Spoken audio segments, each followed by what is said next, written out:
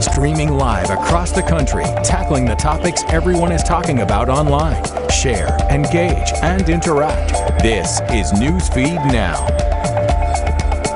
And good morning, everyone. We made it to Friday. We did it. I'm Mandy Knoll. Thank you for joining us for Newsfeed Now, a show where we take a look at stories making a buzz online. Let's begin. The U.S. coronavirus outbreak passed 3.5 million total infections today, with more than 138,000 reported deaths, according to Johns Hopkins University. As the hardest hit areas are struggling with diminishing resources, there's a battle brewing in Georgia over masks. Keisha reports. In Miami, a possible new stay-at-home order on the horizon. And we're faced with making these tough decisions in the next few days if things don't improve radically. In Texas, refrigerated trucks rolling in as makeshift morgues and a hotel converted to a hospital. Where we were doing fantastic at the end of May, we have just absolutely skyrocketed after Memorial Day. Signs of the still spreading pandemic. 39 states are reporting an increase in the number of coronavirus cases from the week before. These surges coming after an ease of restrictions across the country. You've got to do it correctly. You can't jump over steps, which is very perilous when you think about rebound. Meanwhile, a battle is brewing in Georgia over masks. I'm deeply frustrated. Governor Kemp is suing the mayor of Atlanta because of a mask mandate he says violates his own emergency orders. Mayors across the state are fighting back. I'll put our policies up against anyone's any day of the week. We believe that Governor Kemp is overstepping his authority.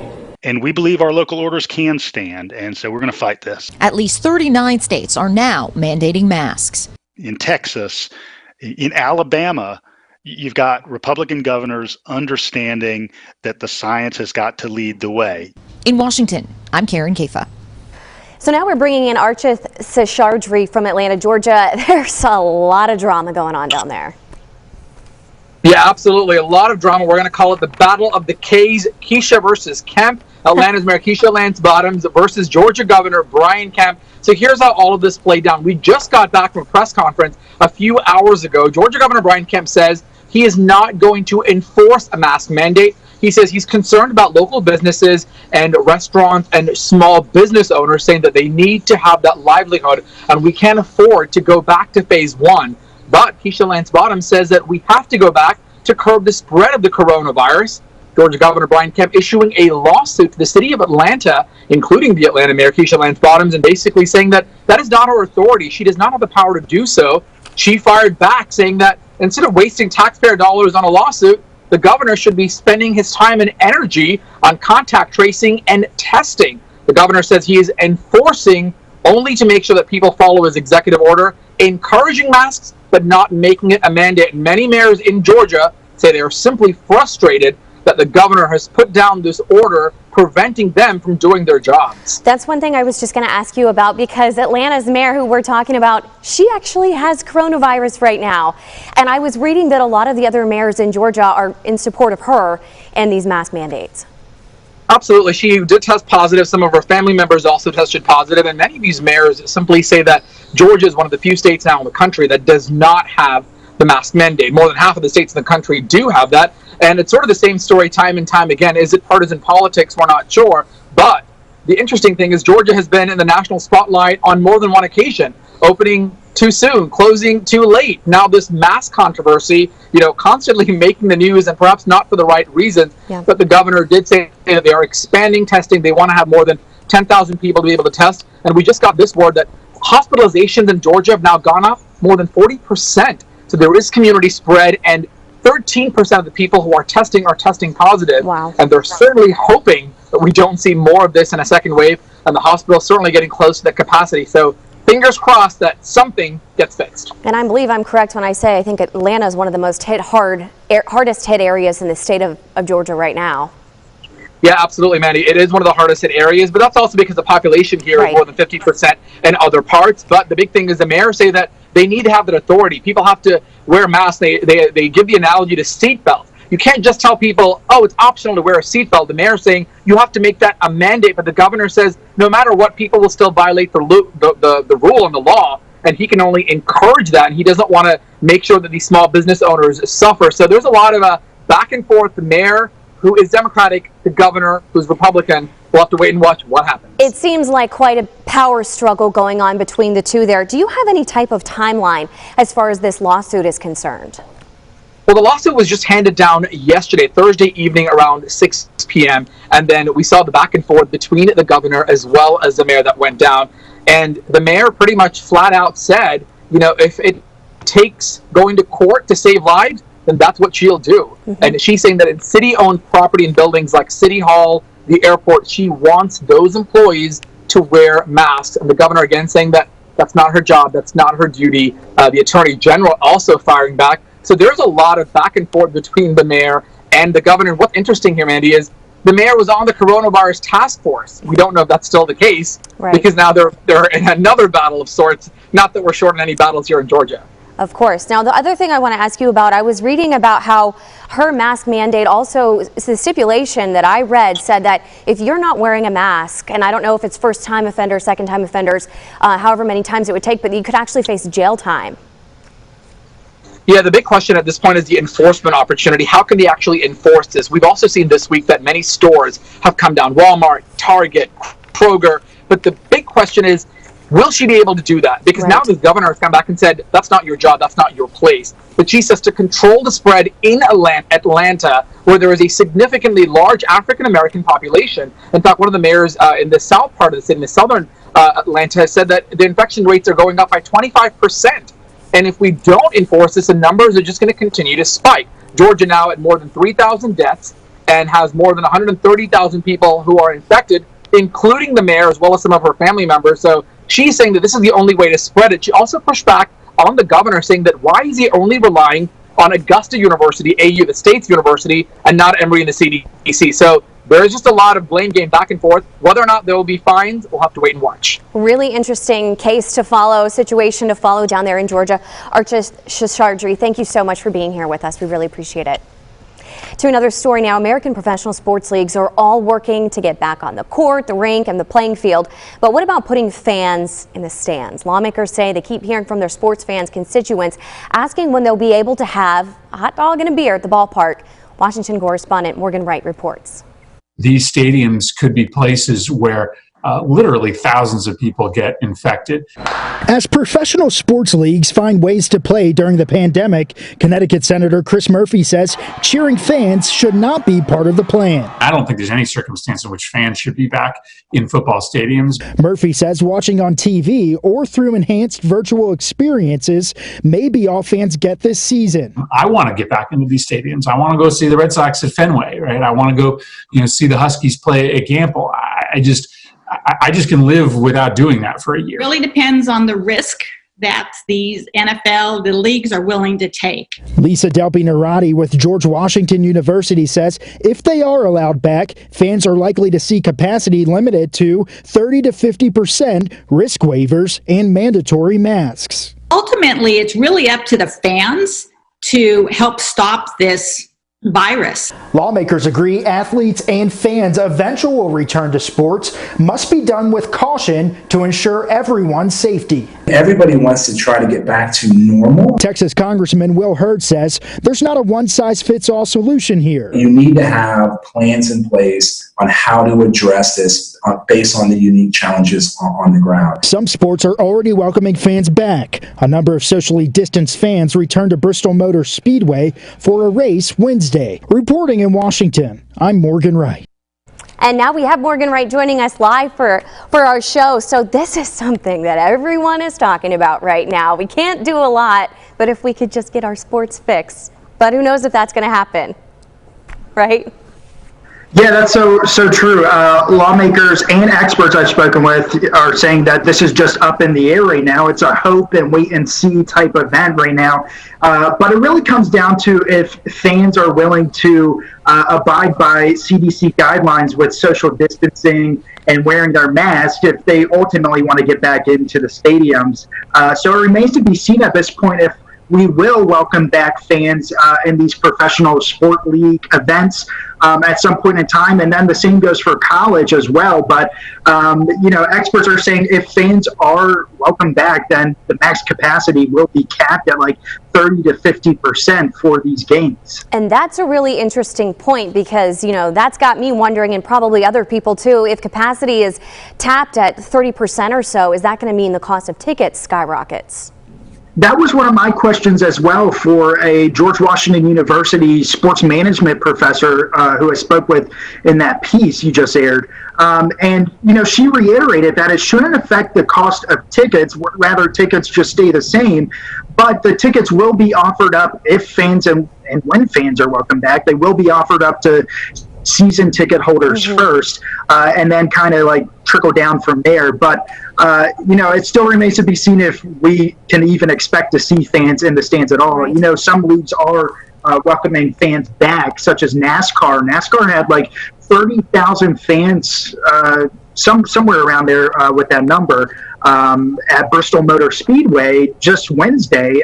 So that was the biggest crowd we've seen since this pandemic at a sporting event, which was pretty interesting to see. They were socially distanced and cheering on their favorite race car driver. But if that can happen at other sports, it's just a hope and see event at this point in time. So you've got your ear to this. I have to know, and I'm sure a lot of people are wondering, are you hearing anything about football in the fall, whether it's college or NFL? Well, I'm not a sports reporter. I typically dabble in politics, but I'm a lover of all things sports. I want to get out there, see my favorite teams play as well. But it as of right now, it seems that we may be watching from these enhanced virtual viewing experiences that we've been so accustomed to as of late, with whether it's English Premier League, watching a soccer match, or golf, or baseball as they prepare for their seasons. But lawmakers that I've spoken with say that there's no way that football fans should be allowed back in stands this fall. So it really just depends on the virus at this point in time, because as you know, there's an uptick in certain parts of the country, and it's not quite under control just yet, health experts say. So we have to really abide by the virus here. Absolutely. You're completely right. I know you're on more of the political beat. So let me ask you, I know lawmakers in Washington are talking about another stimulus package. Can you tell us anything that they're mulling over that people should know about? Yeah, right now, there is talk of another round of additional direct payments to Americans. Those payments to Americans will be targeted, though, targeted at people who are making $40,000 or less to help the people who are hurting the most. There seems to be a consensus among Democrats and Republicans that I've talked to that they want to help these Americans who are struggling with more additional payments. It won't be like what we saw in the CARES Act, where a lot of people, the majority of Americans really got some sort of stimulus from that, trillions of dollars package. But rather, this will be targeted towards those making $40,000 or less. This will be top of mind for lawmakers when they get back to D.C. They're heading back to the nation's capital from their July 4th recess next week. So they're going to be hashing out another coronavirus relief package, and this should be included in it. That is wonderful information, Morgan Wright. Thank you so much for joining us live from Washington. We really appreciate your time. Well, Taco Bell fans, you might get a little upset about this. Taco Bell might be changing its menu. There are rumors Taco Bell may be getting rid of the quesarito, all potato items, the Frito burrito, triple layer nachos, and nachos supreme. While Taco Bell hasn't said if those items really are on the chopping block, the company did say it's evolving the menu to simplify operations. Today, a very important day. If you have an iPhone, it is World Emoji Day. Apple is giving a preview of some of the new emojis here. Oh, look at them. They include a ninja, a boomerang, a piñata. Very cute. Even bubble tea. There's also a set of lungs and a heart. A beta release of these emojis is expected to come out in September or October. Now, my favorite is the Italian hands, though. I love that one. This next story has gotten a lot of attention lately, and rightfully so. 6-year-old Bridger Walker recently saved his younger sister's life when he got between her and a dog that was about to attack her. Instead, he took that attack. He was seriously injured. A dog actually got a hold of his face. But after hearing about his heroic move, Captain America himself, Chris Evans, sent Bridger a video paying tribute to the young hero. When Bridger's dad asked why he did what he did, Bridger said, "If someone had to die, I thought it should be me." It's an incredible story, and good on Chris Evans for recognizing him and reaching out. 10 adorable puppies rescued from a fire by first responders have taken St. Louis by storm. They're still too young to be adopted out right now, but anyone who wants one is going to have to get in line. Dan Gray has this story. All right, little guy. Here you go, buddy. A tender touch by St. Louis firefighters caring for 10 adorable puppies rescued from the heavy smoke of a burning apartment building in North St. Louis Friday afternoon. Captain Garen Mosby was at the scene. The next thing I know, there are a lot of firefighters going in and they just start bringing out puppies. And, you know, it's tough to keep this white shirt clean. And anyone that knows me knows that, you know, I like to keep it clean. But they came out with the puppies and I'm like, I'll hold one. The animals were found in a kennel and had minor smoke inhalation, but loving care and oxygen got the bulldog puppies back to good health. We put this up on our social media and there were a lot of questions about the condition of Mom. Well, Mom got out and was in the backyard, and so Mom is fine and the puppies were fine. Ever since that video went online, a lot of people have been contacting the fire department headquarters wanting to know if those puppies are up for adoption. The owner told the fire department not yet, but there are already some firefighters and police officers interested. I really wanted one. Negotiations didn't go very well at home. Firefighters are courageous and caring. We always want to leave things better than how we found them. And if that means getting down in our gear and trying to revive these pups that need us at the time, that's what we're going to do. Very wonderful story there. It's amazing to see what firefighters can do and the ways that they help. To another story now, making a child cry one time might be something that can happen to anyone. But how about making that child cry a second time 1 year later and on live television? Well, that happened to Denver reporter Dan Duryea when he tried to interview little Drew. He made Drew cry in 2012, then again in 2013. We've all probably seen the videos. It's in just about every news blooper reel. If you haven't seen it, we're going to show you. Take a look. E equals MC squared. Get the camera off my face. I'll take this cantaloupe. Oh no! Oh, Dan, don't make him politician. cry. You ready? Here we go. Okay, honey bunny.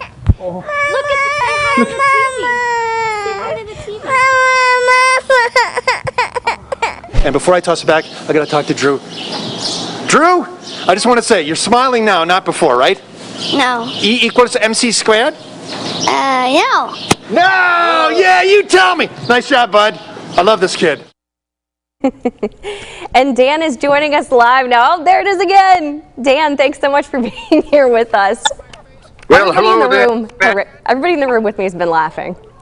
Hey, howdy from Colorado. Hold on, Mandy. Hold on a second. It's a little dirty there.